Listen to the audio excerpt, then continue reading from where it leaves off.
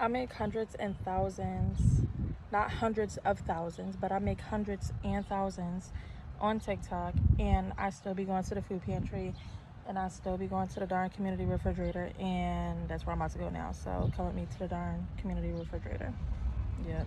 A package, we just got a package. Previously on Every Child Deserves a Parent, but not everyone deserves to be a parent. TikTok has introduced us to yet another family, proving this point in the most chaotic way possible. This time, we're talking about a TikTok family calling themselves the TK fam.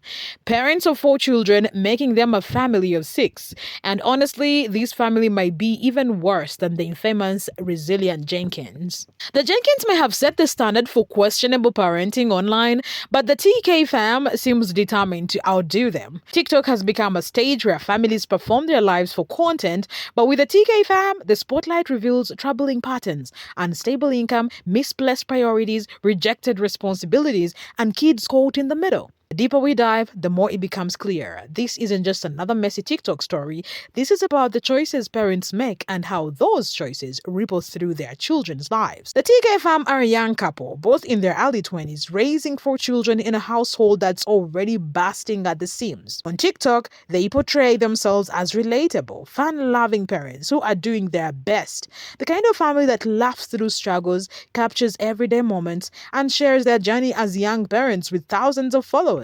Their videos paint the picture of togetherness and hustle, but behind those polished clips and curated smiles lies a reality far different from what viewers are shown. The mom proudly calls herself a stay-at-home mom at just 22, presenting it like a badge of honor. She identifies as a full-time content creator, repeatedly emphasizing that TikTok isn't just a hobby for her, it is her job and their primary source of income. But here's the problem: TikTok is one of the most unstable income streams anyone can rely on, especially when 4 children's needs depend on it. Viral success on social media is unpredictable and inconsistent. One month might bring in hundreds of dollars from sponsorships or creator fund payouts, but the next month could bring almost nothing at all. There is no steady paycheck, no guaranteed earnings, no fallback plan. Instead of using these early years to build financial security and a stable foundation for their growing family, both parents have actively chosen to avoid traditional employment. And then there is Sean, the dad. He doesn't work either, claiming that asthma prevents him from holding a job. But asthma, while challenging, is something many people manage daily alongside demanding work schedules. Millions of parents with chronic conditions clock in every morning to support their families. That reality raises an uncomfortable but necessary question. Is Sean genuinely unable to work, or is this a convenient excuse to avoid responsibility? This choice for both parents to opt out of steady employment creates a ripple effect, impacting every corner of their lives, from their children's stability to their dependence on outside support. It's not just about what they say on TikTok, it is about the gap between the lifestyle they project and the reality they live. If neither parent works, how do they manage to keep a roof over their heads, pay bills, and provide for 4 children? The answer is simple: they don't. And that is exactly where the deeper problem begins. The family currently lives in their mom's mother's house rent-free. That's right, Sean, as the father, lives with his mother-in-law and contributes absolutely nothing financially to the household. There is no mortgage for them, no rent, no utilities to pay. Every major living expense, from keeping the lights on to maintaining running water, is covered entirely by her mother. Isn't temporary assistance either. It's become their long-term arrangement, leaving this young couple fully dependent on family support without any plan to stand on their own feet. But it doesn't stop there. Their entire day-to-day life is heavily funded through government assistance and community generosity. They're signed up for EBT benefits and receive food stamps each month. On top of that, they regularly collect free groceries from local food pantries and community refrigerators. She joins mom support groups where sympathetic mothers donate diapers, baby formula, school supplies, and clothes. Nearly every essential item their children need, from food on the table to the clothes on their backs, comes from someone else's pocket. I make hundreds and thousands, not hundreds of thousands, but I make hundreds and thousands on TikTok, and I still be going to the food pantry, and I still be going to the darn community refrigerator, and that's where I'm about to go now. So come with me to the darn community refrigerator. Yep. A package. We just got a package. Y'all, as I'm on my way to the refrigerator, I see this. And it's a whole table full of free clothes. I think I'm gonna look into this stuff because what? And I see some kids' clothes. Oh, heck yeah. Y'all, I just came from the refrigerator and ain't nothing in it but tomato sauce. Tomato sauce. So I'm on my way home. When I get home, I'll show y'all the little bit of stuff that I got from that the little table that had the clothes on it. So I'll see y'all like probably like an hour or less. And here's where the real issue emerges. Despite all these resources and lifelines, there is little evidence that the family is using this support to better their situation long term. Instead of viewing this help as a stepping stone toward independence, they appear to have become comfortable relying on it. There are no signs of savings, no signs of applying for work, no plan to eventually cover their own costs. It creates a cycle where dependency becomes their normal, and their children grow up learning that survival depends on handouts rather than self-sufficiency. This foundation of full dependency on both family and public aid sets the stage for every other issue we see unfold with the TK fam. It's not just financial instability, it is a mindset of avoiding responsibility while counting to accept outside help without working toward real change. The mom claims she's a content creator and proudly says she makes hundreds and thousands from TikTok, presenting it as though her success online has secured their financial stability. But if that's true, why are they still heavily relying on donations, food pantries, and free resources meant for families in real crisis? Why are diapers, school supplies, baby formula, and even basic groceries constantly coming from community support groups instead of their own income? Come and get free diapers with me from a mom who watches my content.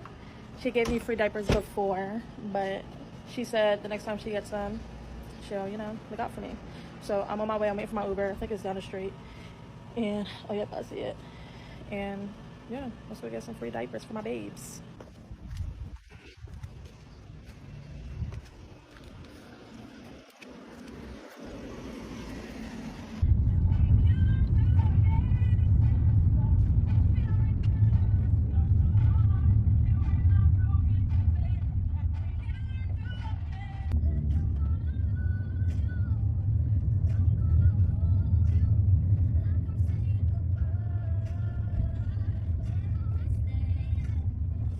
Thank you so much. Be safe. No. Y'all, she came through again. So we have 2 for 60 diapers, size 7s, which is perfect. This contradiction raises serious and uncomfortable questions. If her earnings are truly as substantial as she claims, continuing to take advantage of free programs designed for struggling families feels deeply unfair, even unethical. These programs exist for parents who genuinely have no other safety net, those living paycheck to paycheck or without any income at all. By accessing these limited resources, the TK Farm takes opportunities away from families who truly have nowhere else to turn. When viewers raise these concerns in her comments, rather than reflecting or addressing them, she doubles down. She insists she deserves the help, framing it as something she's entitled to receive regardless of her claimed earnings. There is little acknowledgement of how this impacts struggling parents, many of whom can't access these same resources because families like hers are already using them. This persistent disconnect between her words and her actions creates growing tension with viewers, leaving many questioning not just her priorities but her credibility as well. Then there is the glaring issue of priorities, and this is where the TK Farm's choices become even more baffling. Despite constant claims of being low income and struggling to make ends meet, the TK Farm somehow owns 3 PlayStation 5 consoles. Yes, 3, not just 1, not 2, but 3 PS5s. When viewers questioned her directly about this in the comments, expecting perhaps denial or justification, she proudly confirmed it without hesitation. Not only that, but even filmed and posted videos cleaning a PS5 area, carefully dusting, wiping down the shelves, and treating these consoles like prized possessions. It was displayed almost like a flex, a showcase of luxury, where viewers are fully aware that she's simultaneously accepting donated diapers, clothes, and even school supplies for her children. The contrast is striking and deeply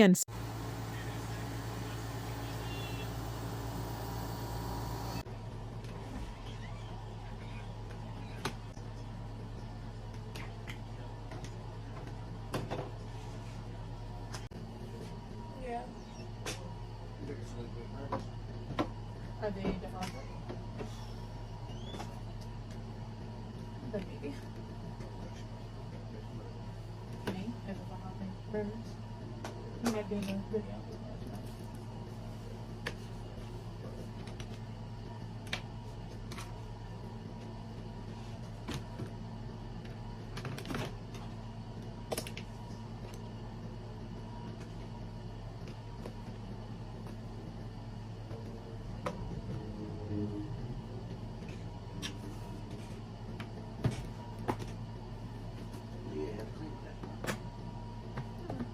It raises tough questions. If there is money for three PS5s, why isn't there money for baby necessities? Why are essentials like diapers, formula, and kids' clothes coming from donation drives when the family clearly has the resources to invest in multiple gaming systems? And this disconnect doesn't stop there. When their EBT card reloads, instead of maximizing the funds to stock up on affordable, nutritious groceries at budget-friendly stores like Walmart or Aldi, she constantly chooses to buy expensive junk food, sugary drinks, and processed snacks from local corner stores, the costliest option possible. Viewers have pointed out repeatedly that she could buy double or even triple the amount of groceries by shopping smarter, but she dismisses these suggestions. It's not just poor planning, it reflects a pattern of impulsive, short-sighted spending. This isn't simply about a family struggling financially, it is about a family prioritizing comfort and indulgence over their children's well-being. And when the funds being spent come from taxpayer-supported benefits, the frustration among viewers grows even stronger. For many watching, it feels like the TK fam treats public assistance like pocket money, while basic responsibilities remain overlooked. Calling herself a stay-at-home mom would suggest a focus on maintaining the home environment and creating a safe, clean space for her 4 children. But videos from inside the house paint an entirely different picture, one that has left viewers shocked and deeply concerned. The home owned by her mother is in extremely poor condition. Paint is peeling from the ceilings, especially in the kitchen, and it hangs so loosely that it could easily fall into the food being prepared there. The stove is covered in grime. There are spills hardened onto surfaces, and trash often piles up around the house, creating an unsanitary environment. Viewers have pointed out exposed wires, cluttered hallways, and hazards in rooms where the children play. For babies and toddlers, these conditions aren't just unpleasant, they can be dangerous. When followers suggest she cleans or offers tips on maintaining the home, she claims she wasn't taught how. While this might explain gaps in knowledge, with 4 children depending on her, learning basic house cleaning isn't optional, it is essential. Being low income is not an excuse for unsafe or unhygienic living conditions, especially when it comes to raising infants and small kids. Many viewers have noted the contrast between her energy spending creating TikTok videos and defending her lifestyle online versus the lack of effort shown toward improving the household environment. Instead of taking time to clean, declutter, or even ask for help learning basic routines, most of her energy goes into filming content and engaging in comment section arguments. The result is a home where children are growing up surrounded by mess, safety risks, and poor hygiene, conditions that could affect their health, development, and emotional well-being. I'm purposely going to make this a video longer than 1 minute because I feel like it's going to get some attention, whether it's good or bad. Probably bad. So let's just, give people something they can talk about. I don't know, I don't care, but Ali says, I'm so intrigued. 1900, baby, that's content. So let's make this some content. Starting with the backyard, it did get a little crazy since you guys last seen it. So, yeah. And we do have a pretty big yard. It goes all the way back that way. A tree recently fell down. It was like a weeping willow tree, super cute, and then it fell, so that sucks. And yeah, the house is old. Cracks everywhere. Like, OMG. And this is super cute. It used to have a little string right here and good. Super cute. Anyway.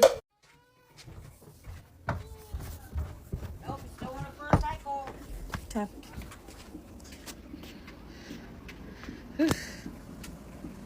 The result is a home where children are growing up surrounded by mess, safety risks, and poor hygiene, conditions that could affect their health, development, and mental well-being. It's not just about aesthetics, it is about providing a space where 4 young children can thrive, which should be top priority for any stay-at-home parent. And then there is the infamous motel night, a decision that shook viewers and sparked an even bigger wave of criticism. Despite constantly requesting help, accepting donations, and relying heavily on community resources, the couple decided to spend their own money on a kids-free night away at a motel. While their community donates diapers, baby formula, and school supplies for their 4 children, they booked themselves a cozy, comfortable room, complete with takeout, snacks, and time away from the responsibilities they so publicly complain about. Viewers were quick to point out the contradiction. How can parents who regularly claim they can't afford basic necessities justify splurging on a private getaway? Optics were damning. It wasn't just the act of going, it was what it represented. While their supporters and taxpayers cover essentials for the kids, Mom and Sean chose personal indulgence over practical priorities. And here's the bigger issue: the money they spent could have gone toward healthier groceries, winter clothing for the children, or even starting a small savings cushion for emergencies. Instead, it was directed toward self-care framed as luxury, leaving viewers questioning where their sense of responsibility lies. For many watching, the motel stay became a symbol of misplaced priorities, a decision that said more about where their values truly are than any TikTok video could. It became clear that when they do choose to spend their own money, the children's needs are not always at the top of the list. This isn't just about bad choices, it is about enabled behavior and a growing pattern of dependency that raises serious concerns. By continuing to accept free resources while publicly claiming to earn substantial income online, the TK fam creates an unfair imbalance. Every time they take donations, grab food from pantries, or accept clothing drives, they are using up resources meant for families who truly have no safety net and no other options. If they can afford multiple PS5s, motel nights, and expensive processed snacks, why are they still signed up for government assistance programs? Why are they still part of donation groups designed for struggling parents trying to survive day to day? Viewers can't help but ask the tough question: are they simply exploiting the system? Are they simply exploiting the system and community goodwill while refusing to take real steps toward financial independence? And it doesn't stop there. For months, they've been promising moving updates, painting the picture that they are improving their situation and working toward a fresh start. Yet, months later, nothing has changed. There is no new house, no sign of progress, and no visible effort to make it happen. Viewers are left wondering, were their plans ever real? Or was it just another strategy to create an illusion of betterment for TikTok, keeping sympathy and engagement flowing? This cycle, relying on external help while projecting curated narratives online, only deepens frustration among supporters and highlights the gap between the image they present and the reality they live. This situation highlights much bigger issues about how social media shapes parents today. Are we witnessing a growing culture shift where online clout, likes, and personal comfort are taking priority over financial responsibility and, most importantly, children's well being? Platforms like TikTok thrive on drama, controversy, and constant updates. The more chaotic your life appears, the more engagement you attract. Families like the TK fam might actually benefit more from keeping the chaos alive than from creating stability, because their most viral content often comes from exposing their personal struggles, arguments, and lifestyle choices. But this raises a disturbing question: at what cost are these views being earned? How are the kids impacted by this constant performance? They are growing up in an environment where privacy doesn't exist, where their lives are shared for clicks, and where adult priorities seem centered on content instead of care. These children are learning from a very young age what it looks like to rely on external attention for validation rather than building independence or healthy habits. They are seeing lessons about financial responsibility, replaced with narratives about shortcuts, handouts, and online uploads. Long term, this could influence how they understand stability, self worth, and priorities. The content may be growing their audience, but it could also be shaping their kids' future in ways that can't be undone. TikTok has given families like the TK fam a massive platform, but in doing so, it has also pulled back the curtain on deeply troubling parenting dynamics.